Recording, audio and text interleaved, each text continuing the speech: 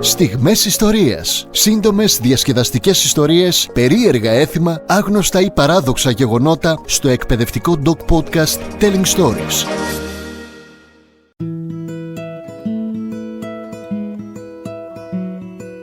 Φίλοι μου, καλησπέρα. Είμαι ο Τάσος Γιάκας και ακούτε το podcast Telling Stories εδώ στο Spotify.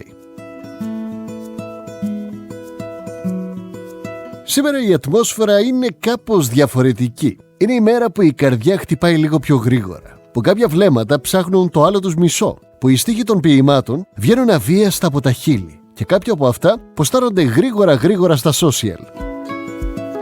Σήμερα είναι η γιορτή του Αγίου Βαλεντίνου, η ημέρα των ερωτευμένων. Δεν θα μείνουμε μόνο στα σύγχρονα, στα εμπορικά της γιορτής αυτής. Θα γυρίσουμε πίσω στα παλιά τα χρόνια, εκεί που ο έρωτας δεν ήταν μόνο Instagram likes και δαπανηρά δώρα. Υπήρχε ρομαντισμός αλλά και κωμικοτραγικές καταστάσεις, χειροφιλήματα αλλά και απαγωγές, απίθανα περιστατικά που σίγουρα θα μπορούσαν να γίνουν σενάριο ταινίας. Σε μια αρκετά απομακρυσμένη εποχή από τη σημερινή και πιο συγκεκριμένα ένα καλοκαίρι του 1879, η ελληνική πρωτεύουσα αναστατώθηκε, συγκινήθηκε, αλλά και διασκέδασε αρκετά, όπως φαίνεται, από μια κωμικοτραγική απαγωγή που δεν έγινε μόνο θέμα των εφημερίδων, αλλά και θέαμα στην κυριολεξία, όπως θα δούμε, των Αθηναίων.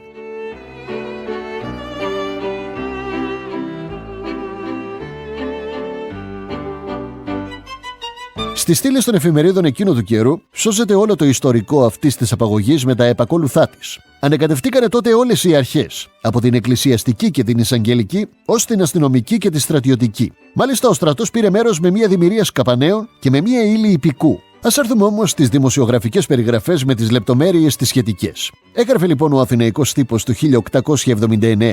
Από τις προχθές η πρωτεύουσα είναι ανάστατος εκ των φάσεων μιας ερωτικής απαγωγής. Υπαξιωματικός της, ο λοχείας του πυροβολικού Αθανάσιος Παρασχέας, επιθυμήσας να συνδέσει τη Δάφνη του πολέμου με τη Μύρτον του έρωτος, ανεζήτησε και ανέβρε δια των ερωτικών του βλεμμάτων το αντικείμενο των επιδιώξεών του εις το πρόσωπον κόρης απλής και ακάκου, της Ανθούλας Βέρμπου, 15έτιδος μόλις ή της πιστής απ' αυτού, ανεχώρησε εκ του πατρικού οίκου, όπου φαίνεται είχε βαρυνθεί να ακούει από πρωίας μέχρι εσπέρας τας νοθεσίας του διδασκάλου πατρός της και την κλίση του ρήματος τύπτο. Ίσως δε και να το ιστάνε το ενίοτε. Και οικολούθησε τον εκπορθητή της καρδίας της εις μικρόν της συνοικίας Νεαπόλεως Οικίσκων, όπου αλλάξασα γραμματικήν έκλεινε το «Σ' αγαπώ μ' αγαπάς» αντί του άλλου εκείνου βαρέως ελληνικού ρήματος. Ο πατήρ όμως ήθελε την κόρη του και η στρατιωτική αρχή τον παραπλανηθέντα ήρωά της. Ανεζητήθη λοιπόν τότε αμέσως το καταφύγιον και ερημητήριο των δύο περιστερών και με κόπους πολλούς ανευρέθη. Αμέσως τα πεζά της εξουσίας όργανα, λησμονήσαμε, ήσαν και υπείς. Προσεκάλεσαν τον νεαρό Άρη να παραδώσει στον πατέρα της την νεαρωτά την Αφροδίτη.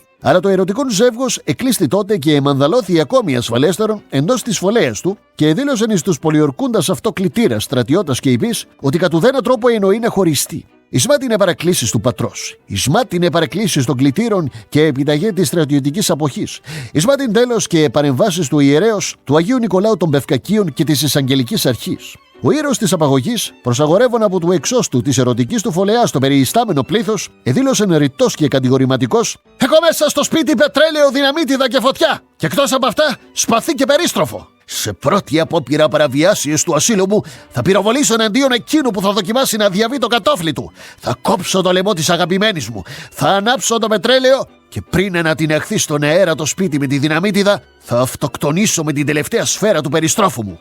Αυτά τα λόγια έκαναν εντύπωση στους πολιορκητάς. Και όπως γράφουν οι εφημερίδες της εποχής, το περιεστός πλήθος έφρυξε. Τα όργανα της εξουσίας συνεννοήθησαν και κάπως το εσυλλογίστησαν το πράγμα. Στο μεταξύ, ο κύκλος των περιέργων εμεγάλωσε και έχουν προτιμήσει το θέαμα της Νεαπόλεως από την παράσταση του Άμλετ στο θέατρο Απόλλων και του Ορφέου στο άλλο θέατρο του Νέου Φαλήρου. Τότε έγινε συμβούλιο των πολιορκητών και κρίθηκε καλό να αναγκαστούν οι ποιητικοί εραστές να παραδοθούν με το πεζότατο μέσο της πείνας. Στήθηκε αμέσως η τακτική φρουρά της πολιορκίας γύρω από το σπίτι των ερωτευμένων. Και οι περιπολίες άλλαζαν κάθε 3 ώρες. Για μεγάλη και ανέκφραστη διασκέδαση των χασομέριδων αλλά και των άλλων περίεργων Αθηναίων που λησμόνησαν και θέατρα και βουλή, είχε τύχει τότε κυβερνητική κρίση, κεφάλαιρα και πλατείες συντάγματος. Όλοι ξημεροβραδιαζόντουσαν γύρω από το σπιτάκι της Νεαπόλεως. Αλλά τι ακολούθησε τότε? Οι αρχαίοι αναφέρουν πάντοτε οι εφημερίδες κατενόησαν ότι δεν είναι δύνατο πλέον να μένουν συναπαθείς ή και συγκεκινημένοι απλώς θεατέ των γενομένων και αποφάσισαν να κυριεύσουν εξ εφόδου την ερωτική Ακρόπολη. Και το πρωί-πρωί της άλλης μέρας έγινε πρώτα και σύμφωνα με την πολεμική τάξη η πρόσκληση των πολιορκουμένων σε παράδοση. Και η απάντηση στην πρόσκληση δόθηκε με αυτόν τον τρόπο. Ο ήρωας εμφανιστής στον εξώστη, παρισταμένης εκ δεξιών της νεαράς ηρωίδος, ελάλησε εις το κενόν διαμακρών, κρατών τη σπάθη του δια της δεξιάς και ανημένη λαμπάδα εξ αριστεράς, και δήλωσε βροντοδός ότι πρώτων ονομάτων των αρχών και του περιεστώτος λαού ήθελε φωνεύσει την Εανίδα και πυρπολίσει δια πετρελαίου τον οίκο. Αλλά οι στρατιώτες δεν συγκινήθηκαν. Έσπασαν την πόρτα με τσεκούρια και μπήκαν στο σπίτι. Πριν τον πιάσουν, ο Παρασχίας πέταξε την αγαπημένη του κάτω από τον μπαλκόνι. Τον παράδοξο αυτό ήρωα τον οδήγησαν ύστερα εις το φρουραρχείο. Την ηρωίδα την πήγαν στο γειτονικό φαρμακείο για τις πρώτες βοήθειες. Ευτυχώς, επειδή το ύψος του μπαλκονιού από όπου την κρέμισε ήταν μικρό, δεν έπαθε τίποτε σοβαρό. Έγινε καλά γρήγορα. Αλλά για τον αλόκοτο αγαπημένο της, ούτε να ακούσει δεν ήθελε πια. Τον υπαξιωματικό που ήταν μόνιμος τον απέταξαν από το στρατό. Καταδικάστηκε όμως και από τα ποινικά δικαστήρια σε 14 μήνες φυλάκιση, ύστερα από μήνυση του πατέρα της άτυχης κόρης.